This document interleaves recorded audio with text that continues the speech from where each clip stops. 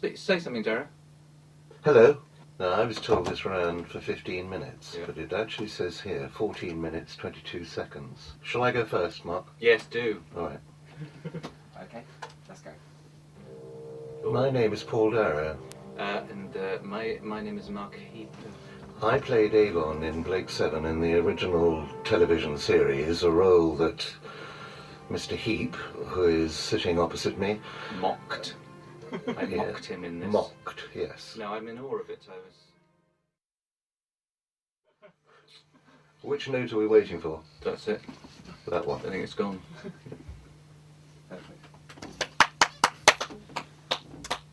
Oh, That was they're great. blowing kisses at us. That was great. We're finished. I think we've pulled. Brilliant. Oh! Were you happy with that? I've got no idea. You're slightly leaning on the keyboard there, which is frightening me because it's. Is it? Yeah. Mm. Have we Right. started? Have we started? No, right, okay then. No, I was totally disinterested in science fiction per se, I have to admit. But since the programme, as you probably know, there are lots of conventions all over the world, and I've been to very many. And I've met science fiction aficionados. You notice the way I said that? Aficionado. And I met Isaac Asimov.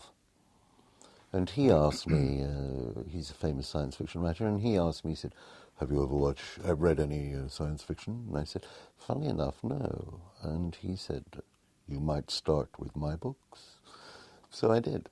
The difficulty at the time, 1970s, late 70s, was that the hero had to be the hero, white hat and so on and so on. Whereas the other fellow, Avon, who may or may not have been the hero, might have been a villain indeed. He could do anything he liked. He could hit women, shoot people in the back, do what he liked, steal money, whatever. Great fun. So I had carte blanche. You couldn't do that today. And the character developed consequently, and therefore it was the best part. I knew it. In fact, everybody knew it by about the 4th or 5th episode, which is why I think the Blake character left, in fact I'm sure, left at the end of 2 series. Star Trek, obviously. You know, with what's his name? I've got Alzheimer's. I can't remember. William Shatner. Shatner. Mm-hmm. Yes. And Leonard Nimoy. Nimoy. Yeah, that He was very good. Spock. He was a very similar character in many ways to the Avon character. Yeah. Because his character... You had more gravitas, I think. I think you were better than him. Do you? I do think so. Yeah. Isn't that an indigestion mixture? What? Gravitas. Gaviscon. Oh, sorry. Yeah. Curious enough, I was in Canada doing a play when Star Wars came out, and I was asked if I would like to go to a premiere in Toronto of one of 2 films. One called, they said there's one called Star Wars, we're not sure about that, but there's the new Woody Allen, which is Annie Hall. So I chose Annie Hall, and I went to see Annie Hall, because Star Wars originally started very slowly and then suddenly caught on and really took off, as we know. Is that why you based a lot of your performance in Blake 7 on Woody Allen? On Woody Allen, yes, sort of thing? yes, yeah. Yes. I thought it was similar in many ways, yes. Forgive me, it's Paul, isn't it? It is. When I first saw it, I thought there was a subtextual in your performance, and this isn't a criticism, a subtextual kind of, not grumpiness, but a sort of impatient, come on. Impatience with the idiocy of the human race. Yeah, yes, which apart from me. Gave you a furrow. It did. Not necessarily a physical one, but a metaphorical furrow, which is what I was hoping to take into. I felt that he had a slight, metaphorical furrow. Come on. Yes. No, funnily enough, I didn't consciously adopt the metaphorical furrow, but I can see exactly what you mean, and it is a very apt, I think, description of my mental state at the time. There you go. Thank you. Plus psychosis. He was a delightful, charming man who did his best for the nobility of the human race. and failed And nobly.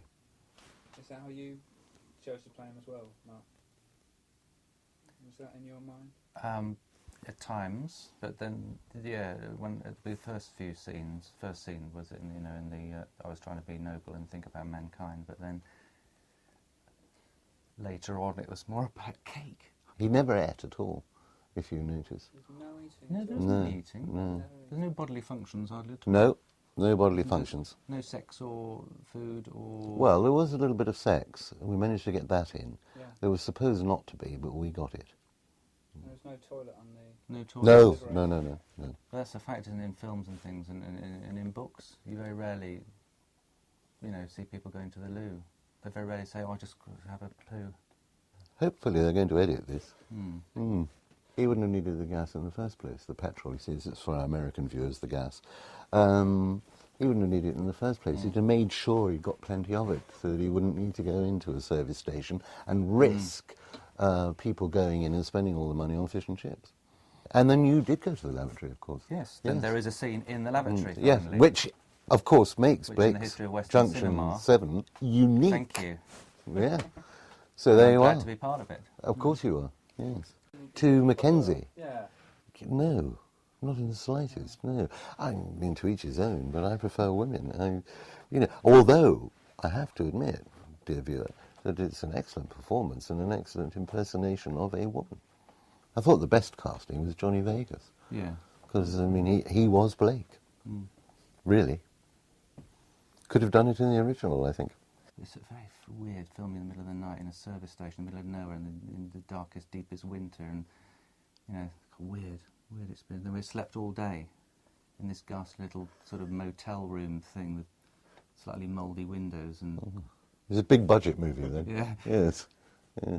and then suddenly wake up and then go and do some acting with a bad back in the freezing cold. So it was cold, It was cold. very icy cold. Did my back in, and it was raining. Like that, it wasn't coming. It was raining horizontally and with a wind as well. So there's a wind chill. Back gone, and it was in the middle of the night. You'd never have known from the performance. It was Yeah. stoic. Eh? Mm. Dr. Footlights. Yes, that's it. It was And stoic. I tried to get out of it. Did you? They wouldn't have it. And No. They threatened me. I did find it amusing, yes I did. But I also found it rather touching. Particularly that scene in the lavatory with Blake and Keep Avon. coming back to that. I know, but it was filmed in the lavatory, wasn't it? That's the only time Blake appears, as played by Johnny. And I thought it was rather touching, and him saying, "Oh, do come and see me, now I'm living in Surrey," and and that's where I thought you captured Avon brilliantly. Never in a million years. He's history as far as Avon is concerned. And so I found it quite touching, yes. And I enjoyed it immensely. And everybody who's seen it that I've met, and quite a few people I've met, because you showed it at a convention, enjoyed it as well. It's getting rather boring now, isn't it? Well, he denies it, Yeah. But he used to have a little cubicle with curtains around it or whatever, and boards, soundproof boards, and he would have a monitor where he would see what was going on, and then and earphones and whatever, and when it was his cue, he would do the voice of Aurak, Slave, or whatever. And he always had a crate of beer, usually brown ale, round the corner with him, so we would pop round and have a quick slurp. And he says, "What's absolutely not true? It's lies, pure lies," as he falls over dead drunk. No. He did. Actually, I caused more havoc with the props than I did with myself. I tended to break guns and things like that. So they made me one with one of those like hair dryers that you used in your film, with an aluminium core so that I couldn't break it, and then somebody stole it. So there So you it's are. out there somewhere. It's on eBay somewhere. Yes. In all seriousness, it's astonishing. After, 25, nearly 30 years. It is astonishing. It is. Amazing. But there are conventions still, signings. People want to talk to you, listen to you, hear what you have to say about the programme and other things that you've done, which is interesting. They follow your career, which is very nice.